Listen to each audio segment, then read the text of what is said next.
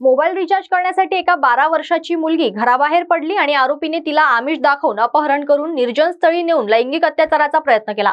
सुदैवाने मुलीने प्रसंगावधान साधून पळ काढला। ही घटना 9 वाजताच्या सुमारास लकडगंज पोलीस ठाणे अंतर्गत घडली। आरोपी आसिफ रिक्षा चालवतो। त्याला 2 मुले आहेत। पीडित मुलगी 12 वर्षाची आहे। बुधवारी मुलीच्या आईने तिला मोबाईल रिचार्ज करण्यासाठी घराजवळच्या दुकानात पाठविले। जवळच दुकान असल्याने ती पायीच निघाली। दरम्यान आरोपी शेख आसिफ गनी याची नजर मुलीवर पडली। त्याने तिला थांबवून विचारपूस केली। मी तुझ्या कुटुंबातील सर्व लोकांना ओळखतो असे सांगून तिला दुचाकीवर बसविले। दुकानात घेऊन गेला व मोबाईल रिचार्ज करून दिला। त्यानंतर काही दूर अंतरावर घेऊन गेल्यानंतर आरोपीने तिला आईस्क्रीम घेऊन दिली। त्याने ओळखी दाखविल्याने मुलीला काही संशय आला नाही।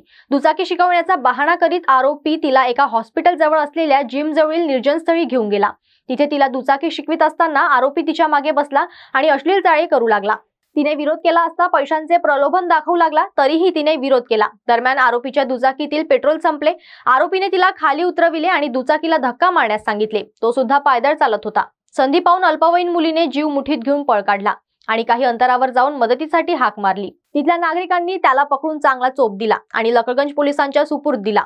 भयभीत झालेल्या मुलीने तिच्यासोबत घडलेला सर्व प्रकार पोलिसांना सांगितला। पोलिसांनी आरोपी विरुद्ध विविध कलमान्वये गुन्हा नोंदवून अटक केली आहे।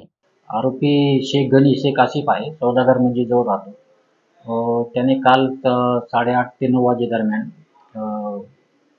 रहाटे हॉस्पिटलच्या जवळ जी महिला होती त्या मुलीला तिने रिचार्ज करण्यासाठी पाठवलं होतं। त्या मुलीला मी तुझ्या आईला ओळखतो, मी तुझ्या घरच्यांना सगळ्यांना ओळखतो, तू माझ्यासोबत चल, मी तुला रिचार्ज करून देतो असं म्हणून तिला जबरदस्ती त्याच्या ॲक्टिवावर बसवले। त्यानंतर मोबाईलच्या दुकानात घेऊन जाऊन तिला रिचार्ज करून दिला। त्यानंतर आईस्क्रीम पण गाव घातला आणि मी तिला मोटरसायकल आपले ॲक्टिवा शिकवतो, तू माझ्यासोबत चल म्हणून तिला जबरदस्ती आपले न्यू इरा हॉस्पिटलजवळ चिंचणलांजी घेऊन आला आणि तिला ॲक्टिवा शिकवते असे म्हणून समोर ॲक्टिवावर बसून तिच्यासोबत छेडछाड केली। त्या मुलीने घाबरून आरडाओरडा केल्याने तिथं आजूबाजूला जाणाऱ्या लोकांनी मदतीसाठी तिच्याकडे धावले।